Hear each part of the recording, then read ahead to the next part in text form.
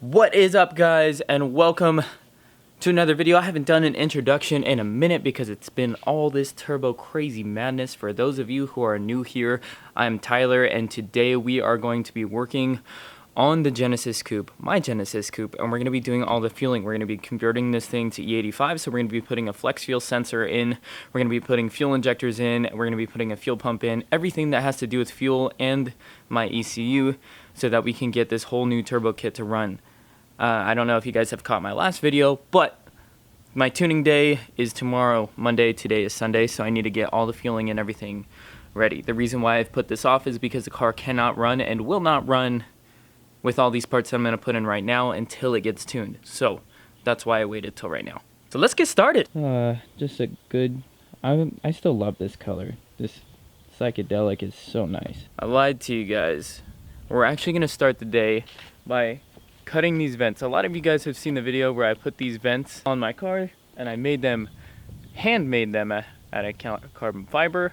There's actually holes in my hood because of this. Like, I put these in, I cut the holes out, I intended to make these functional. I just never got around to making these vents actually functional after I made them in carbon fiber, just because it was a pain in the ass already as it was and I didn't want to deal with it anymore. Now, because the turbo sits literally right here and this thing gets so hot, I need as much cooling as I possibly can. So I'm going to cut these out right now, probably just on this side, just enough so that I can get obviously air in there. My big concern reason like why I didn't put those actual vents in there afterwards was water. I'm really concerned about water getting in there, but honestly I'm more concerned about heat escaping than I am about water right now. I'll figure out a solution afterwards. So let's get yeah, let's cut these bad boys off. You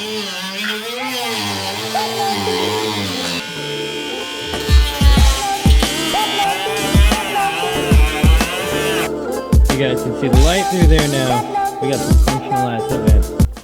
I have real, handmade, functional carbon fiber hood vents. We have right here our 1000cc injectors. This is our flex fuel sensor. So what this whole rig is this is like a 2008 Chevy GM flex fuel sensor with some lines. Now this just intercepts your fuel rail and then plugs in right here to the new ECU. So I'm gonna get this wired up. I have a brand new one of these. This is actually a used one, but I can't get these stupid release clips off. So I'm gonna have to have them help me at the tuner tomorrow because I don't have those easy clip off thing, whatever, my bobs. I'm gonna get these injectors put in, then I'm gonna get this put in the fuel rail. It's pretty simple, straightforward. The biggest thing I think that's gonna take the most time, I think is gonna be the fuel pump. That's gonna be the most messy. All of this is gonna be messy. I think it's gonna dump out fuel. But yeah, so I don't really know what else to do. I'm inside the car, I know, so it's gonna make the biggest mess with the fuel pump.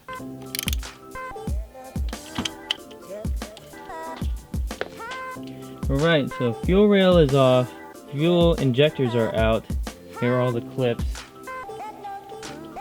fuel rail's out, spilled gasoline everywhere. This is a messy job. I'm going to start cleaning out the injector ports, get that line situated for the flex fuel. I'm going to update you guys once I get the fuel rails in and this flex fuel line on. Alright, so these fuel injectors come with like this lube right here. That is very important. You're never going to get these fuel injectors inside this fuel rail if you don't use this stuff. Yeah. Nice and lubed up. All the fuel injectors installed on the fuel rail. I have no idea if these are in correctly, if they need these stock clips. I'm gonna pack these clips when I go to the tuner tomorrow, see what he says, but I'm pretty sure when I push these all the way in and they clip, that's as good as they get. I'm pretty sure they don't need these stock clips back in here because this is gonna be bolted down. So, it's just my assumption. I'm gonna lube these up and put these bad boys in.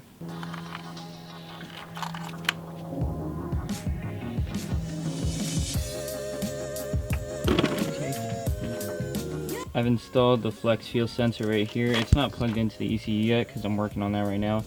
The fuel rail is in and the fuel injectors are in. Now, honestly, I'm not gonna lie, I've never put fuel injectors in before. The way that they're sitting in right now, I'm not 100% comfortable that it's gonna not leak, so I'm Not gonna mess with it. I'm gonna tell Sam tomorrow when I get there to the tuner that if he could check the fuel injectors. So I'm not gonna bolt this down all the way because I don't feel like the injectors are in all the way. But right now, I've got this.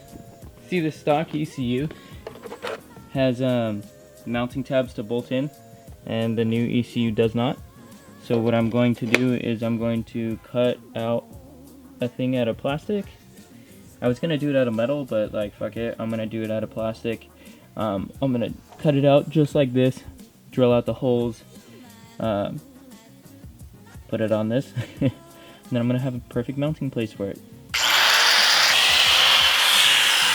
Alright, now we're getting to the portion where it's time to do the fuel pump. And I can almost guarantee this is gonna make a huge mess. So I'm assuming this is your full fuel pump right here. This is behind your driver's seat. If you have a harness bar like me, this is gonna be real difficult to get my screwdriver. And it's time to make a mess back here.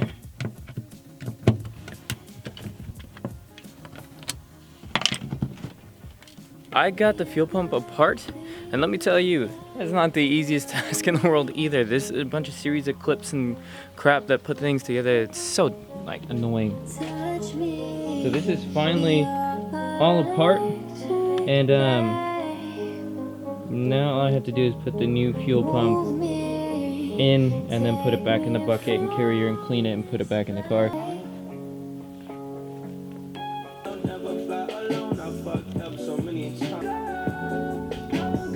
Everything's in. The flex fuel sensor's in, the fuel injectors are in, the fuel pump is in. I cut the holes in the hood.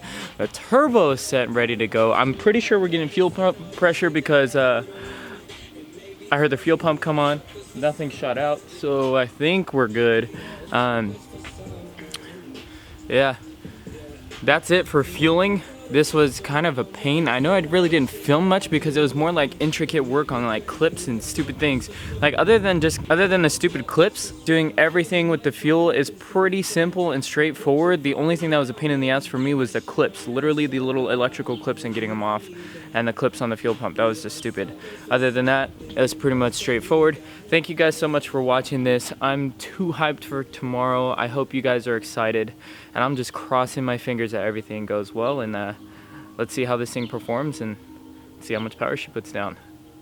All right, you guys, catch you in the next one. I'll catch you guys tomorrow. Let's get this thing running. I'm out.